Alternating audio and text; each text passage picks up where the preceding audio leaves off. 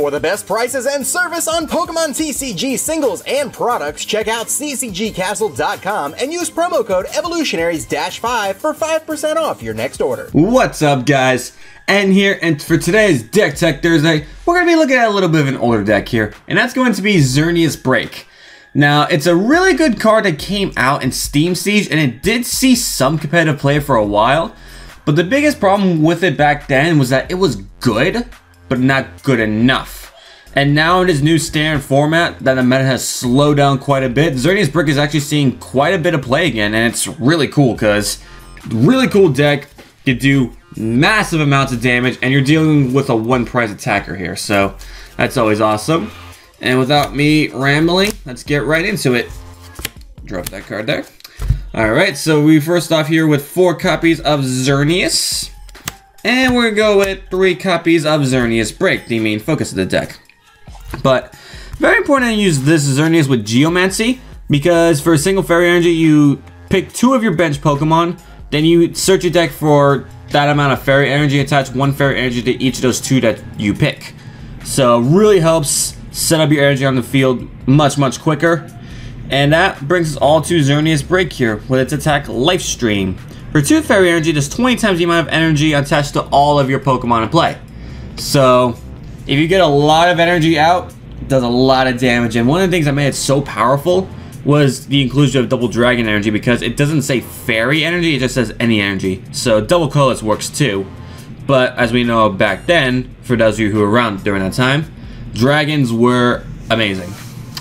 And this was not only a good counter to dragons, but ironically dragons with Double Dragon sped us up even more. So pretty good there. Alright, as a spicy tech, I am running 1 copy of Eevee and 1 copy of Sylveon. Energy Evolution Eevee, of course. But mainly Sylveon because of the fact from Magical Ribbon, if I start off with an Eevee and I get a bad start, just attach Energy Evolve, then just search my deck for 3 cards, and poof, I'm good. And also, GX is not bad either.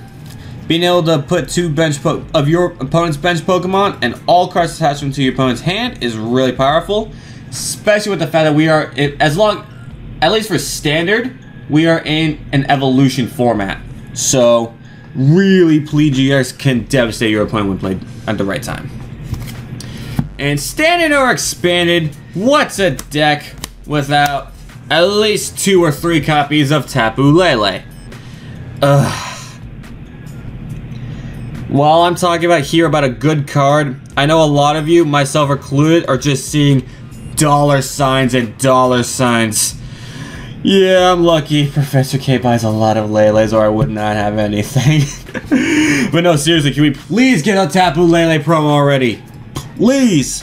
Don't make the same mistake you made with Shaman Pokemon. Just don't. Alright, last up for Spicy Tech Pokemon here, we got 1 Oranguru and 1 Drampa. Wow, that glare was bad. Bad glare. But no, Drampa is a nice little tech in case one of our Pokemon is damaged, then we just dedicate some energy here. Use Berserk for 150 with Choice Band 180, knocking out a lot of things.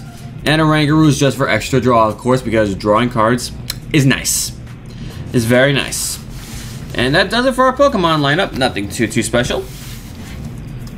Well, maybe the Drampa's a little special. But who knows. Alright. Only time will tell. Now let's get right into our supporter lineup.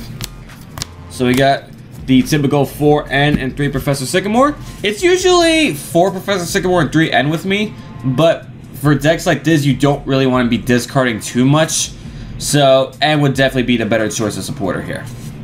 But if you still feel comfortable with 4 Sycamore and 3 N, or a 4-4 line of both, then that's perfectly fine too. Alright, speaking of 3-Os here, we have 3 copies of Guzma. Very awesome for this deck, being able to pull up what you want to knock out. Not to mention with Fairy Garden, we've got free retreat, so we don't even have to really worry about promoting something we don't want, because we just promote something with a Fairy Energy, retreat back to what we want, and we just start taking knockouts from there. Very good. Next up here, we have 2 copies of Acerola. Being able to pick up a damaged Pokemon and all the cards attached to it is amazing. So much better than AZ in my opinion. And I know someone's going to be in the comment section wanting to punch me for saying that. But AceTrainerLiam is better. I regret nothing. And last up for our supporters, we have one copy of Bridget, because what deck in Standard doesn't play Bridget nowadays? Crazy. When this card first came out, everyone was like, ugh, that card's so awful. But then Sun and Moon and GX came out, I was like, oh, this card's the best card ever! Yeah. Welcome to competitive card gaming, guys. That's how it works. Alright, so let's put that away. And let's get to the bulk of almost any Pokemon deck. The items. So we got 4 copies of Max Elixir, just to help us accelerate energy attachments further, even further than Geomancy, because even though this is a slower format we're in, that doesn't necessarily mean we want to go slow. Like, you still want to go as fast as you possibly can, and Max Elixir definitely does that job. And of course, got our 4 copies of Ultra Ball. Pretty self-explanatory there. 3 copies of Choice Band, just to do that extra damage with Life Stream, to get those big knockouts that we truly need. And we're also going to be running 2 copies of EXP shirts to attach to our bench Pokemon, because Xerneas, while happy that it's a 1 prize attacker, its HP is also only 150, and even though we're in a slower format, 150 is definitely a very easy number to hit. So with that Xerneas knocked out, we don't want to lose those precious fairy energies that we have, so EXP share is an absolute must. At least a 2 of. If you want to go 3, that's perfectly fine too. Alright. We've also got here 2 copies of Field Blower, because we don't like Garbodor.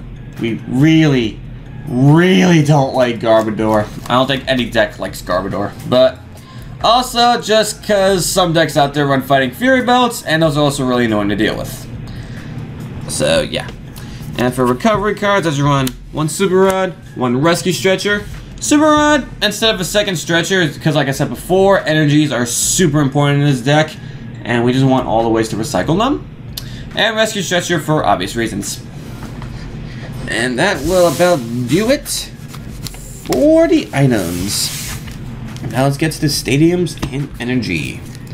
As I said before, we just run Fairy Guard, and 3 copies of it just gives any Pokemon we have with a Fairy Energy free retreat. So really awesome there. And speaking of Fairy Energy, 2, 3, 4, 5, 6, 7, 8, 9 basic Fairy Energy, and 4 double colorless energy, because as I said before, Xerneas Life Stream says for all energy on the field, and not just Fairy Energy, but all energy in general. So this counts as 2 energy towards Xerneas Break's attack. And just, yeah, really good overall.